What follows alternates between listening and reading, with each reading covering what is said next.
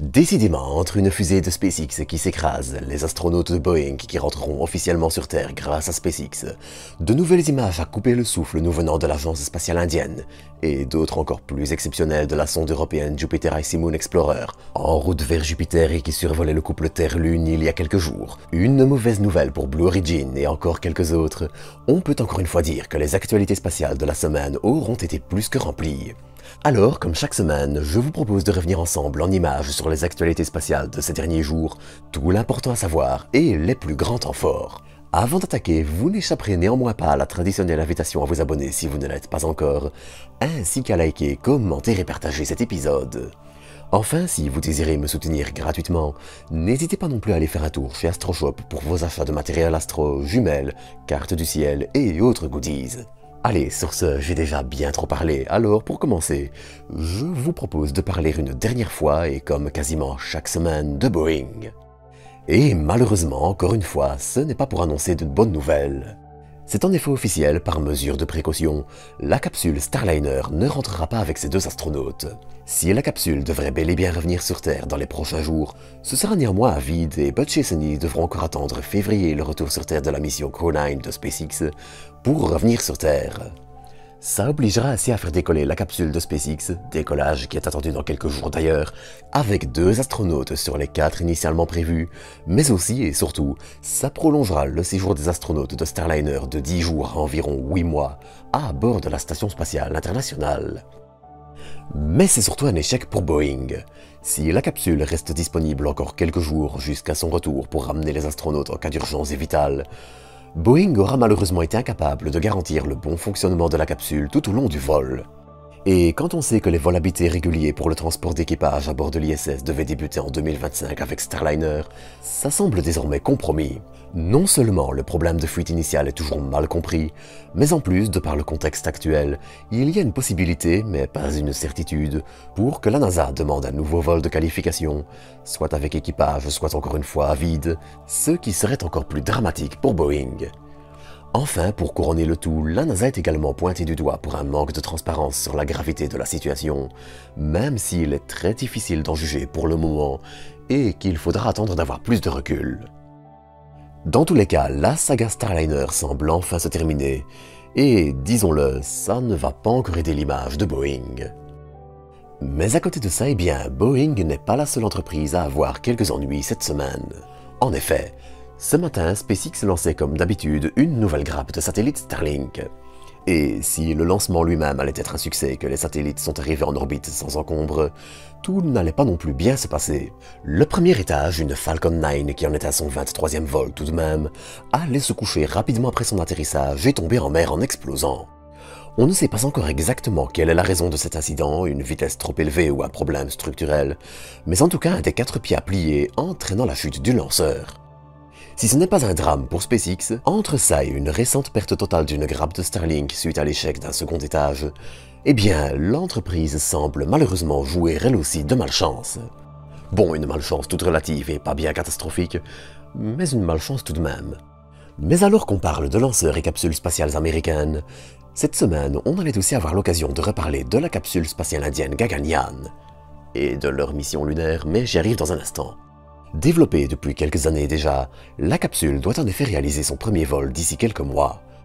En décembre, la capsule Gaganyaan et son module de service devraient en effet réaliser leur premier vol à vide, qui sera encore suivi de 2 autres avant un premier vol habité qu'on peut espérer, si tout se passe bien et qu'aucune surprise n'intervient, aux environs de mi-2026. Mais ce n'est pas tout. L'Inde célébrant cette semaine sa journée de l'espace, fixée à l'anniversaire de leur premier alunissage l'année dernière avec Chandrayaan 3, le pays allait aussi en profiter pour communiquer sur plein d'autres sujets. Déjà, la future station spatiale indienne continue de se développer et pèsera une 50aine de tonnes pour 5 modules différents. Mais on avait aussi l'occasion de reparler de Chandrayaan, la mission vénusienne de l'ISRO, l'agence spatiale indienne, qui est attendue depuis déjà quelques années. S'il y a 2 mois encore, la communication se voulait plutôt optimiste sur la mission et qu'elle attendait simplement l'approbation de son financement, les choses sont désormais plus nuancées. Chandrayaan sera en effet réévalué et est en attendant mis en arrière-plan, et l'avenir de l'orbiteur vénusien est désormais incertain. Bon, c'est un peu triste, mais rassurez-vous, il y avait aussi de quoi compenser.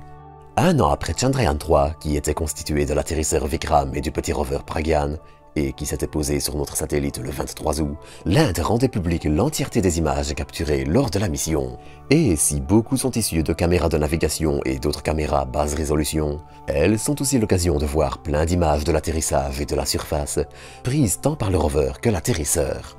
Mais l'Inde est aussi tournée vers le futur. En plus de préparer sa future génération de lanceurs, elle communiquait aussi sur Chandrayaan 4. Attendue en 2028, la mission, qui avoisinera les 10 tonnes, sera l'occasion de ramener de 3 à 5 kilos d'échantillons issus du pôle sud lunaire. Et en parlant de la Lune, on allait aussi avoir droit aux premières images haute résolution issues du survol de la Lune, puis de la Terre, de la sonde européenne JUICE en route vers les lunes glacées de Jupiter, qu'elle atteindra en 2031.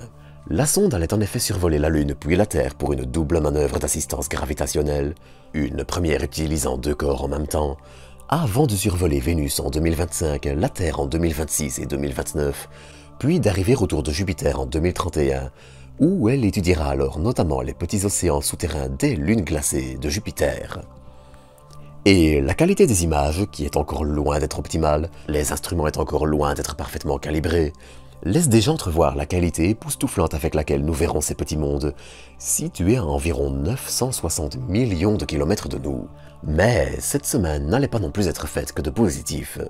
Alors que le premier vol de la fusée New Glenn de Blue Origin est désormais attendu le 13 octobre, et sera l'occasion de lancer le CubeSat de la mission Escapade vers Mars, l'entreprise vient aussi de connaître un revers. Un exemplaire de réservoir de second étage, qui était heureusement dédié au second vol, a en effet été détruit lors d'essais de routine à cause d'une mauvaise fabrication.